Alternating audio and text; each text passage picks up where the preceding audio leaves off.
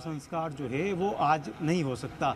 परिवार की सहमति सबसे बड़ा इसमें मायने रखती है।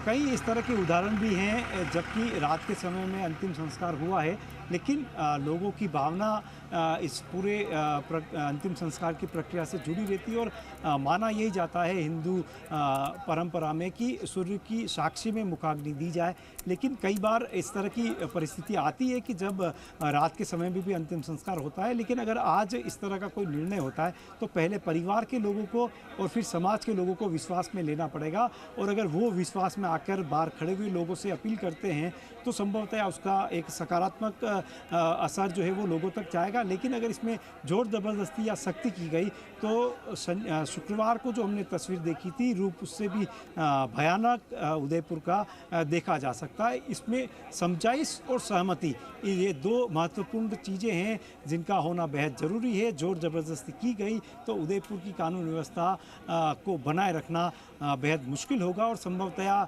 एक ऐसी तस्वीरें हमको दिखानी पड़ेगी कि जो कभी हम नहीं चाहते हैं कि इस तरह के हालात किसी शहर में या उदयपुर में नजर आए। जी अच्छा, अविनाश, किसकी कहाँ उपस्थिति इस वक्त? माँ, परिवार इस वक्त कहाँ पर, अधिकारी तमाम कहाँ पर, जनप्रतिनिधि, विधायक जी की आप बात कर रहे हैं, सांसद जी, ये सब कहाँ हैं? इनकी क्या रोल इस वक्त इस पूरे मामले में?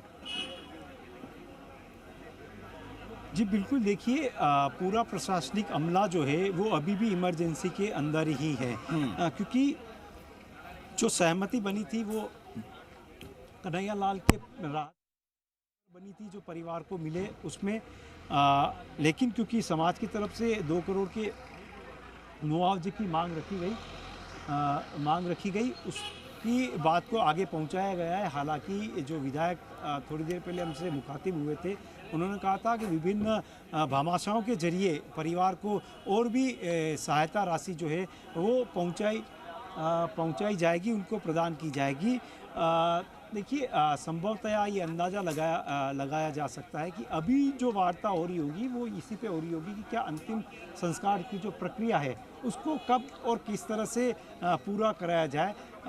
अगर सहमति बनाने में प्रशासन सफल होता है तो संभवतः आज ही होगी, और अगर नहीं भी होती है तो क्या शव हॉस्पिटल की मोर्चरी में ही रखा जाए और कल सुबह उसको उस घर पे ले जाकर और तमाम जो प्रक्रियाएं हैं उनको पूरा करके अंतिम संस्कार किया जाए। ये तमाम बातें हैं जिनको पे कि एक सोच समझ के निर्णय लेना होगा ताकि शहर की कानून व्यवस्था बनी रहे। परिवार के लोग अभी भी अंदर ही हैं, और किस तरह से एक बड़ी चुनौती हम लगातार बात कर रहे हैं प्रशासन के सामने जो है वो है ये, और इन तमाम चीज़ों पे बात करके और लोगों से समझाइश करके इसको पूरा किया जाएगा। हालांकि कुछ देर पहले माहौल में तनातनी आई थी, लेकिन एक बार फिर से जो यहाँ पे युवा इकट्ठा हुए हैं वो शांत नज़र आ रहे हैं, और लगातार अपील जो है संगठन के प्रमुखों की तरफ से शांति व्यवस्था बनाए रखने की है। और साथ ही ये भी कहा जा रहा है कि पुलिस जो है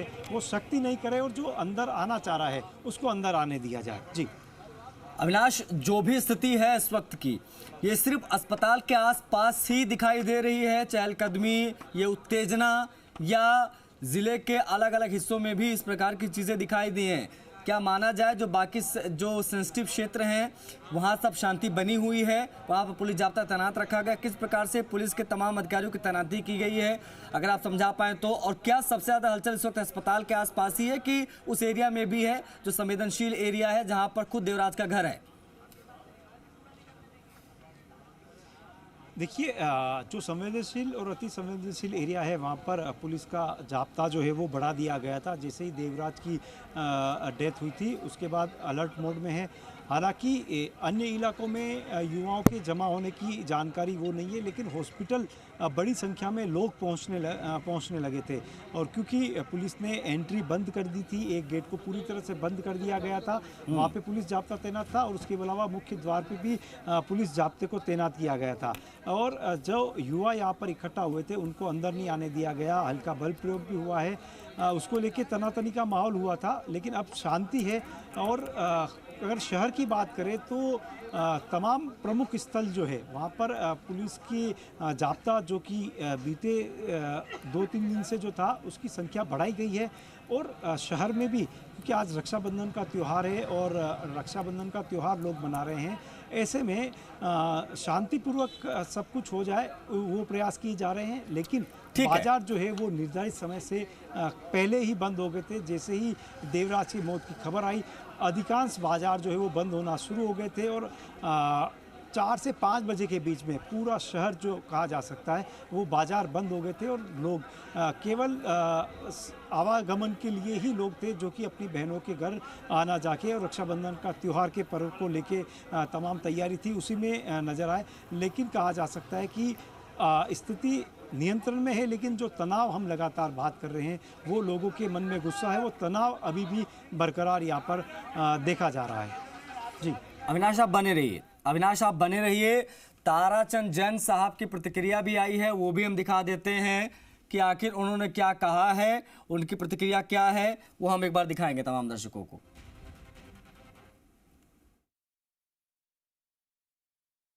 सारे शहरवासियों से अपील करूंगा कि शांति व्यवस्था बनाए रखें और परिवार की 4 मांगे थी, उसके देहावसान के बाद वो चारों मांगे प्रशासन ने मंजूर कर लिए। पहली उन परिवार को जब तक संतोष खतरा है तब तक परिवार को पूरी सुरक्षा देगी। उसके साथ संविदा पे एक कर्मचारी को उनके परिवार का रखेंगे और राज्य सरकार को स्थायी नौकरी के लिए राज्य सरकार को प्रस्ताव भेजेंगे।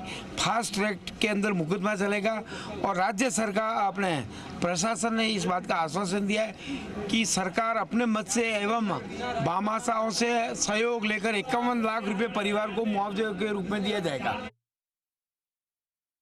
तो जो मांगे हैं वो मांगे मान ली गई हैं, ताराचंद जैन जी का कहना है, जो विदयपुर से विधायक हैं।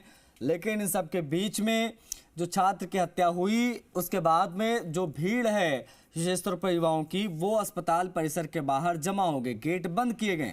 लेकिन हर तरीके से प्रशासन तैयार है चीज़ों को टैकल करने के लिए। ये तस्वीरें भी हम आपको दिखा रहे हैं। देवराज की मौत के बाद से लगातार जब ये खबर फैली तो पुलिस भी उसी प्रकार से एक्टिव हुई और अभी चीज़ें अंडर कंट्रोल हैं।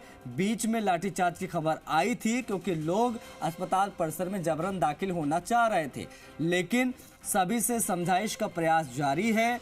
अब जनप्रतिनिधि भी अंदर मौजूद हैं और वो बेबस माँ जिसने अपने बेटे को खोया वो भी अंदर मौजूद है अस्पताल के अंदर। और वहाँ पर आपको बता दें कि बातचीत हो रही है। अब कहा यह जा रहा है कि अभी चीज़ों को कंट्रोल किया जाए, ये प्राथमिकता होनी चाहिए। दूसरी चीज़ें कि संभवतः चांस ये भी लिया जा रहा है कि परिवार अगर मान जाता है तो अंतिम संस्कार भी आज कर दिया जाए, क्योंकि अगर अंतिम संस्कार आज नहीं किया गया, कल थोड़ा वक्त और मिल जाएगा, सुबह भीड़ ज़्यादा इकट्ठा हो सकती है, तब चीज़ों को टैकल करना मुश्किल हो सकता है। हालांकि जो बाहर लोग मौजूद हैं विशेषतर पर युवा समाज के लोग, उनका कहना है कि सनातन धर्म में दिन ढलने के बाद अंतिम संस्कार नहीं होता।